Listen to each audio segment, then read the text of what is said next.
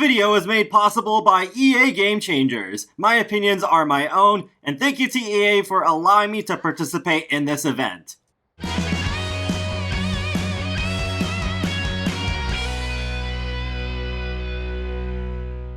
Hey folks, how's it going? This is Iron Seagull here, and this video is all about my first impressions playing an early version of The Sims 4 Snowy Escape. You may have already seen some of my previous gameplay videos, but here I'm going to sum up my overall opinions. When there was an official survey from EA earlier this year that included some very specific ideas for winter activities, I could not help but think that eventually we'd be getting a game pack that would be giving us most of these things. But just like Eco Lifestyle before it, what I imagined as a game pack turned out to be an expansion pack. And once I had my suspicions of that happening, I thought, oh no, this is gonna be another disaster. After the extremely controversial Star Wars game pack, we needed something good, really good. Starting off with the new world, we have our first Asian town in The Sims 4, based more specifically off of Japan. It's named Mount Komorebi. It has 14 lots, 17 if you count the secret ones, which we'll get into later. It's a residential world, though you can also vacation to it if you want, because there's a free update coming to all players just before this pack's release, and one of its biggest features is we can vacation in any world as long as there's at least one rental lot available in the world. There's 3 neighborhoods in Mount Komorebi: Wakaba, the more modern neighborhood, Senbamachi, the more traditional district, and Yukimatsu, which is where all the winter sports gameplay takes place. This world's becoming one of my favorites. It's gorgeous, it has a unique feel both aesthetically and with the help of the new gameplay, some of which can only be done here. It also helps that 4 game changers, James Turner, Deluxe, Simlessy, and Lil Simsy, built all the lots, so don't worry about missing toilets. From what I've seen, they're all pretty solid, and I hope other game changers could get a turn with whatever world comes after this one. Unfortunately, the Wakaba neighborhood holds Mount Komorebi back, as it's quite dull compared to the other 2 areas. While it's great that our Sims can swim in the river by the gorgeous waterfalls, there's not much interactivity. In the town square, the Festival of Youth with some Pokemon Go-like gameplay takes place, but that's only on Sundays. For the rest of the week, it's pretty empty with only a statue of the town mascot Yamachan to take selfies with, a couple of vending machines, and a stall selling some of the new food, which, yes, does include sushi. Thank goodness Twisted Nexie's tool mod exists so I can go in and add more gameplay objects to the world outside of the lots. What I can't change though is the train station. I can't say I'm surprised about this, but the train is not usable at all, despite what the trailer may have led you to believe. But even the train station, you can't walk on there. You see, I'm trying to click on it, but no. That's too bad because I could have at least used the train platform for some storytelling. I think that would have been really great, but nope, can't do anything there. I don't know why. Like, is it that hard to make that routable? I wish I could change that. The other 2 districts are where Snowy Escape, I think, truly comes alive. While I've personally never been to Japan, Senbamachi reminds me a lot of what I've seen in media of what a more traditional Japanese town looks like, and that's very cool. It's a pretty massive neighborhood with plenty to see even outside of it, thanks to an intermediate rock climbing wall and some hiking trails leading to various landmarks. Yukimatsu is where you want to go if you're looking to go skiing, snowboarding, sledding, practice rock climbing for the first time, or even do a full-on mountain excursion. There's hiking trails here too, with different landmarks to see compared to Senbamachi. With Create a Sim, I'm still planning on doing a more in-depth video about it, but so far I'm pretty happy with it. We've got a good mix of cold weather wear, perfect for hitting the slopes, and clothing that fits right in with Japanese culture. The most recent packs have had a lot more laid-back, comfy knit styles, which I personally like, but has gotten repetitive at this point, so I'm more than happy to see such a big change up with Snowy Escape. there's two new aspirations: Extreme Sports Enthusiast and Mount Komorebi Sightseer. They're pretty self-explanatory. The former I think is alright, and will likely see a few sims of mine using it, but the latter looks way too easy and could probably be completed in a couple of sim days, maybe even less. The traits I think are better, both returning from The Sims 3. Adventurous is vaguely about seeking out new experience. I'm still a little unclear about exactly what things will help out the adventurous sim, except for one thing I was told in a private live stream from a sim guru, that the Aquazip from Island Living is actually an example of a non-snowy escape thing that helps out. But yeah, other than that, I'm a bit confused about it still. But with proper sims, it seems to be a bit more clearly laid out, where they are more courteous and follow the rules, and they look down on mean sims and sims who don't follow the rules. I'm liking the snow sports so far. It's pretty obvious that, especially animation-wise, a lot of the production budget went here, which makes sense considering this pack's title. Skiing and snowboarding both have their individual skills that go up to 10, earning interactions, better tricks, and access to more challenging slopes along the way. Shockingly, even kids are able to take part, though they are restricted to the easier paths. For the first time in the Sims franchise, we also have sledding. While restricted to the bunny hills, sleds are available from kids to elders either individually or in pairs.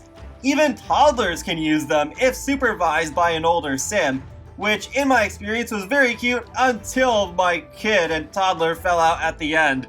I was shocked. I did not think they would allow sled crashes to happen while toddlers are in them, but yep, I was proven wrong there.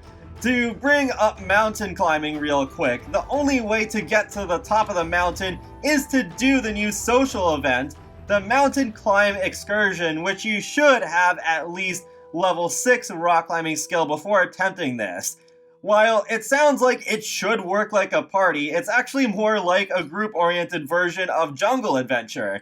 There are 4 segments to complete, with some goals to complete in each area within a limited time, and once you've earned at least a silver medal, you can move on to the next part. You'll see 3 secret areas on the way, which you can all build on with the bb.enable free build sheet. I'm especially interested in seeing what people will build for the mountaintop. There's some interesting smaller gameplay elements here too, such as the new onsen bathhouse venue. Mountain excursions start here, so you can stock up and refresh yourself before starting your journey to the top of Mount Komorebi. But it's also great to heal faster if your sims get injured on the slopes, or just relax. I love that you actually do need to shower before getting into the hot spring. Otherwise, you'll make it dirty much quicker, and your sim will get embarrassed for not following the rules. Your sims can also woohoo in the hot springs, and while on that subject, it's also possible to woohoo in caves on the mountain. There's also 2 new deaths. There's the death by vending machine, which is returning from The Sims 3, and it's also possible to die while trying to climb a mountain wall. Another example is setting house rules regarding footwear. Using the base game shoe rack or a sign included with the pack, you can choose to either keep shoes on, remove them, or change it to slippers upon entering. I'm used to taking my shoes off in real life, so I was keen on seeing this feature. Unfortunately, I'm not a fan of how this looks in action, and I've seen a lot of debate about this already. It's almost like when Sims spin to change outfits, except they don't spin. They stand perfectly still while a little tornado appears around their feet for a second, and the change happens during that time. In my opinion, it's very awkward and unfinished looking, and sometimes my Sims keep moving when they shouldn't be, which adds more to that feeling. What I played was not the final version, so I can't say it's impossible that it may be improved before the public release and not look so robotic, but I very much doubt that at this point. While I did not get the chance to really look fully at the new build I am liking what I'm seeing so far, and thank goodness we finally got a new kitchen set, and the stove is even a backless one, which I believe is the first one that we have in The Sims 4. We got one new career in this pack called Salary Person. It's based off of the idea of white-collar Japanese workers who work very long hours away from home and being extremely dedicated to their company. With that in mind, it does make sense this career does not have the work-from-home option that we've gotten kind of used to over the past few years with more recent careers. There's still the daily tasks you can do before work, but the actual shifts are always in a rabbit hole.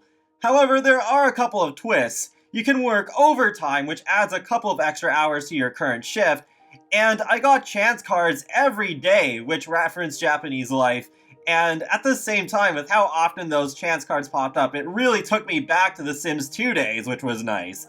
There's also tons of new food. I don't know the exact number, but the Sim Gurus have said that there's 15 recipes, plus what's available at the new vending machines, which also has quite a bit of new stuff since there's both vending machines that offer hot and cold food. Let's also talk briefly about the rest of the free content releasing just before Snowy Escape. There's the promising looking sentiment system, which I've already talked about in great detail in a separate video, adding more depth to the Sims' relationships, and there's also a more detailed Sim profiles feature along with them.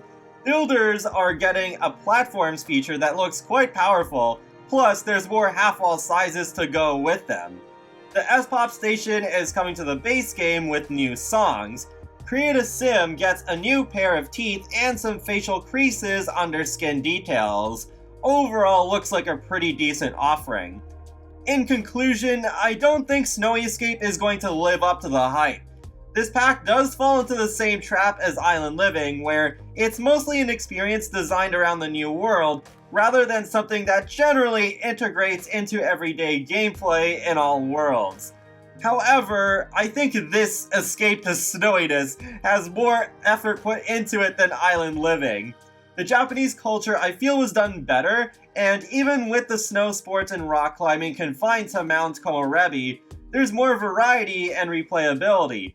While the lifestyles feature is not necessarily something that begs to be matched with a snowy Japanese theme, it does boost the value of the pack more and is something that expands the core gameplay. All of this considered alongside every feature this pack offers, I think may just be enough to elevate this above a game pack and be a full expansion pack. I'm just not sure if it can stand against some of the fan favorites like Seasons, Get Together, and Discover University. I can't deny how weird it feels having this opinion this time around, because I've seen so much excitement that even people who usually tend to be really skeptical are saying Snowy Escape might be their favorite pack since Seasons. Maybe it's because the Star Wars pack lowered the bar for so many of us. If that's the case, I'm scared to see if the general narrative takes a very hard 180 once the pack's been out for at least a few days. So feel free to let me know your thoughts on Snowy Escape so far in the comment section below. And be sure to subscribe if you want to keep up with my latest content from The Sims, Paralive, Sonic the Hedgehog, and more. So I will talk to you all later, and have a great day. Thanks for watching!